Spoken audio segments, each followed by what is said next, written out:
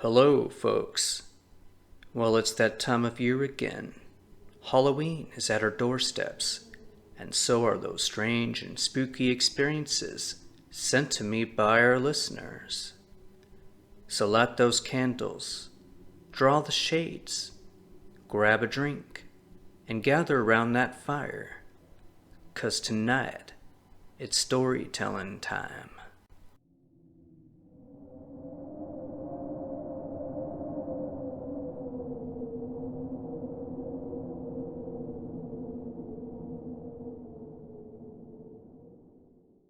Story 1. Several years ago, my roommates and I threw an awesome Halloween party at our place in Northern California. We shared a 5-bedroom, 2-story house with a huge yard to play in. I think we had somewhere along the lines of like 100 people show up. Big turnout. But as you might imagine, we had one hell of a mess to clean up the following day. So once our hangovers wore off, we got to working. It was just my roommate Brad, a couple friends of ours, myself, and our 5-year-old cat Tom. I'm not sure what kind of cat Tom was, but he was white as snow and quite the character. Well, that morning as we were cleaning up, Tom came running downstairs and booked it out of the little doggy door we had in the kitchen. He must have had the case of the zoomies, as we often called it. Sometimes he'd randomly dart around the house, like in a playful manner, but this was different. He was gone a long time. While everyone was cleaning the kitchen, I started on the hallway. We had draped the walls with cotton and fake webbing for the plastic spiders that we had placed all over them. In a swiping motion, I grabbed a cluster of webbing along with a bunch of those fake spiders. Well, one of them began to move in my hand. It was subtle at first, but the fake rigid plastic I expected to feel turned mushy and scaly as I tightened my fist. A quick glance down at my open palms only confirmed my deepest fear. I had accidentally grabbed a living black widow and killed it in the process. I screamed like a baby and ran back into the kitchen, vigorously cursing and washing my hands. The others came to my aid and I told them what had just happened. After we examined the dead spider, we all sort of laughed at it. Close call, I remember saying to myself. Well, here's where it gets bad. So when Tom eventually returned that night, he had a nasty bite on the back of his neck that turned out to be from a black widow spider. We brought him to the local vet where they gave him some antibiotics and kept him overnight under observation. Tom would eventually make a quick recovery, but we were still left with the spider problem. We contacted an exterminator, and what they discovered made us sick to our stomachs. In the laundry room behind the dryer, the exterminator located hundreds of freshly hatched black widows that were in the process of leaving their nest. In addition, they would go on to find 3 more black widows hiding in other parts of the house, including a cereal box. That was it. We had enough and all moved out within a week or so. If that's not a U-Haul moment, I don't know what is. So that's my crazy Halloween experience. Just be sure those fake plastic spiders aren't real when it comes time to take them down. Thank you, Tom and Nick.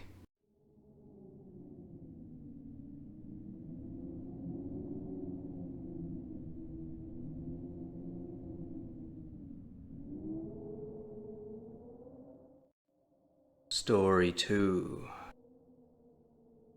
You never know what you'll pick up at a Goodwill store. Like many of you, I'm on a tight budget, and about 90% of what I own comes from thrift stores or hand-me-downs, including a dresser I bought at a Goodwill store in a rural part of Maine a few weeks back. The item: a cheap corkboard 4-drawer dresser. The price, $15. Steal of a deal. Probably an old Walmart special, but I didn't care. I had just moved into a new 2-bedroom apartment with my buddy, and cheap was the way to go. Now the dresser stood about 4.5 feet tall, was light brown in color, and had kind of a weird old newspaper smell to it, but oh well. It was perfect for my room. One night while my roommate and I were cooking up some grub in the kitchen, we heard my bedroom door slam shut. We have no pets, no company that night, and all the windows were shut, including the screen door, as the cooler temperatures were moving in by that point. Of course we investigated, found nothing. A couple nights later, the power flickered off and on for a few minutes or so, something it had never done before. It wasn't storming outside either. Well, this is where I began to have these crazy nightmares that involved a dresser and some kind of demonic-looking thing that would occasionally pop out from one of the drawers. The dresser faces the foot of the bed, so when I'm lying down, I can see right ahead of me. Well, in my dream, I would begin to hear the drawers slowly protruding outward, making this dull, squeaky noise as it did so, and when it stopped, the room was dead quiet. Then out of nowhere, a large worm-looking creature would rise out of the open drawer and turn to look at me. It would just sit there, staring until randomly breaking into a vicious snarl, waking me out of a dead sleep. This happened several times until I just couldn't take it anymore. Well, not even a week after I bought the damn thing, I finally got rid of it one morning. At the time, we didn't have garbage services set up yet, so I just left the dresser at the end of our street, hoping someone would come along and take it away. And sure enough, it was gone that afternoon. And what do you know? Nothing strange happened after that. Even the nightmares stopped. Well, about a week later, I was invited over to another friend's housewarming party across town. When I arrived, I was shocked beyond words. There in that guest room where I was staying sat the exact same dresser that I had gotten rid of a week earlier. When I asked my friend about it, he said he had found it a few blocks away in a free pile.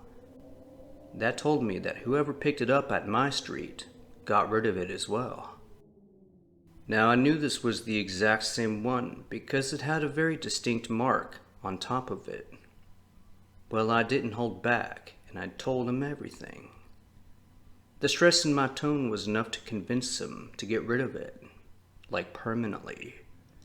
So we took it down to the bridge and tossed it into a nearby river, where we watched it being carried away by the waters.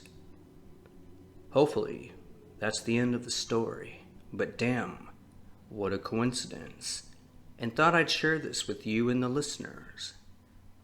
I never really believed in cursed items or objects until now, but now I know they exist in some weird way. Guess the moral of the story is blatantly obvious. Be cautious what you buy and take into your personal space. Happy Halloween, everyone, and be safe.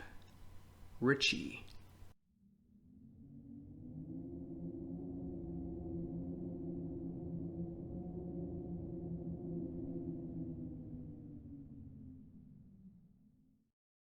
Story 3. Before bed, I always take my dog out for a final potty break, usually around 10 p.m. or so. We live in a rural part of Colorado, surrounded by miles of pristine Forest Service land. As I was walking in the woods with my dog, Odie, I caught a glimpse of a squirrel or chipmunk in the distance. Odie immediately took off running towards it, with me struggling to keep up.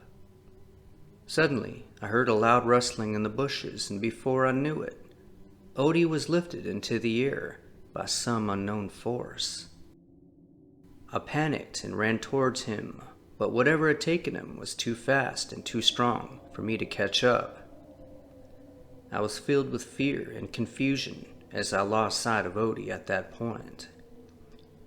Desperately, I searched for Odie in the woods, shouting his name as loud as I could. I recruited my wife to do the same. We ran from tree to tree, hoping to find some sign of him, but there was nothing. No bark, no paw prints, no whimpers. The woods were completely silent except for my panicked footsteps breaking through the underbrush. I was drenched with sweat, my eyes darting left and right, trying to spot any possible clue as to where my dog went. We spent hours carving through the night with our flashlights. I was beginning to lose all hope until a strange feeling came over me. I got a hunch that led me to a stream in the woods, not far from where Odie had disappeared. As I got closer, I heard a faint whining sound, and my heart leapt. It was Odie. He was found lying in a shallow stream, but something had taken a chunk out of his thigh. I quickly scooped him up and rushed him to the vet. With time he healed, but the memory of the horrible incident still haunts me, and now I carry a firearm whenever I go on a late-night walk with my dog in those woods. As for whatever happened to him, well, the vet wasn't exactly able to figure out what had done it. And that's the scary part, is not knowing. Anyway, have a fine Halloween, folks. Thank you, John and Jackie.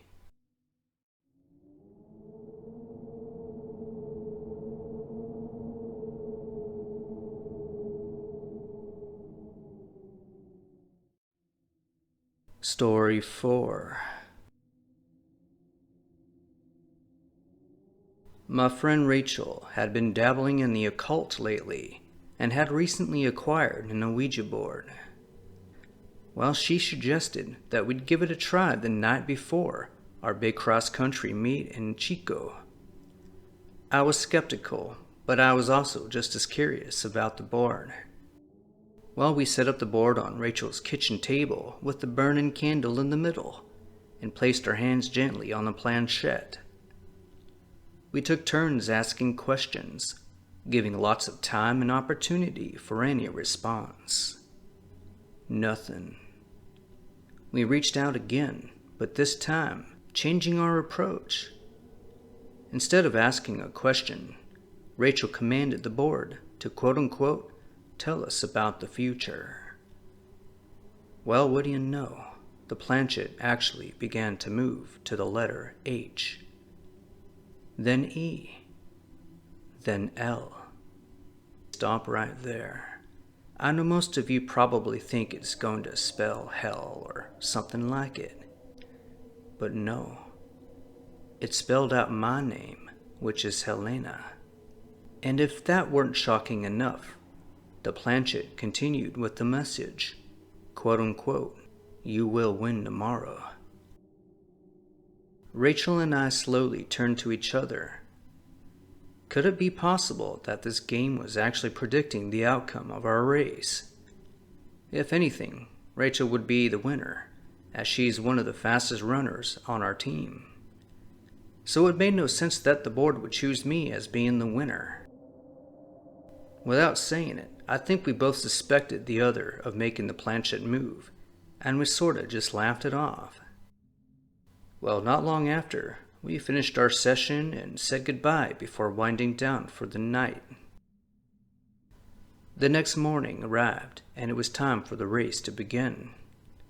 We gathered at the meet near Chico and took our places at the starting line. I hadn't given much thought to last night's little Ouija board session at that point. But when the shot rang, the race was off. Everyone sprinted forward, falling into their familiar ranks. A few moments into the race, I noticed some of the faster runners from other schools were falling behind. A few of them had their shoelaces come undone and nearly tripped the ones behind them. Rachel, who was way ahead of me at that point, began to shrink in pain, holding her ankle. As it turns out, she had just rolled it during the meet. Anyway, it was at that point that out of the nearly 70 runners that I found myself in the lead. And it was like this for the remaining mile until I crossed that finish line. This was the first meet I had ever won. The game board was right. Against all odds, I actually won it. But at the cost of others' pain and suffering. It turns out some of the best runners had encountered issues during the race that kept them from finishing, thus paving the way for my victory. As you might imagine, everybody was stunned, and we still talk about it to this day. This experience forever changed the way I look at the Ouija board. I know a lot of people would say that whatever happened to me was a good thing, but there's something really scary about all of it. That victory didn't feel right because it wasn't earned. It kind of felt like I had sold my soul to the devil or something. It scared me so much that I turned to God to find peace and comfort. After that, I vowed never to touch the board again, no matter what it promises to give me. Maybe this will be a deterrent for others looking to do the same. My advice: don't. That's all there is to it. Thank you, Rusty, and happy Halloween. Helena.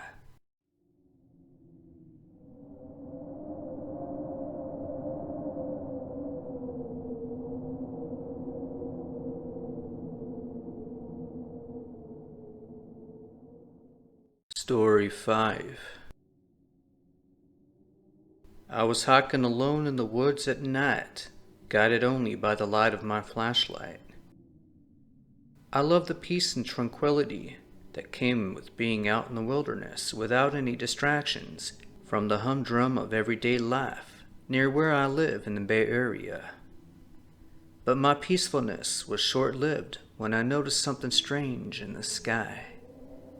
I looked up and saw what appeared to be a moon following me. I rubbed my eyes and looked again, but it was still there, keeping pace with me, just looming over the tree line. I was confused and scared at the same time, a feeling I haven't quite felt before. The luminous object was casting an eerie light on the path in front of me. My mind raced to make sense of what was happening. How could the moon move? Even if it could, why would it follow me? I was sure that something sinister was going on. I tried to shake off the feeling of dread and quickened my pace. But the fake moon matched my every step, intensifying the creepy sensation that I was being watched. I kept looking behind, but there was no one there. It was just me and the moon, or whatever it was. Eventually, I stumbled through the trees and reached the clearing where my car was parked. I quickly jumped into my vehicle, glad to escape the strange phenomenon. I slammed the door and looked through the rear-view mirrors. To my disbelief, the fake moon was still there, shining brightly in the night sky, following me even as I left the woods behind. Well, this strange occurrence never happened again, but it got me thinking, all the nights that I've stared up at the moon, was it the moon I was actually looking at? And was it looking back at me? Whether it was a satellite, drone, or some kind of other UFO, I have no idea, but I hope I never see it again, and that it never sees me as well. That's my strange encounter. Thank you, Rusty. I wish you and all the listeners a fantastic and safe Halloween. Thank you. Marvin.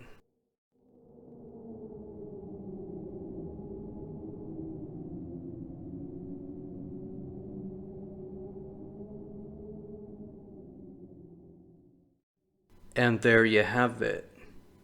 Just a few strange and spooky experiences to add to your Halloween night. And with those cooler temperatures ahead of us, well, there's a whole lot of strangeness to come, and you'll be hearing about 'em before too long.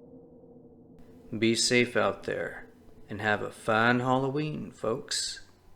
Good night.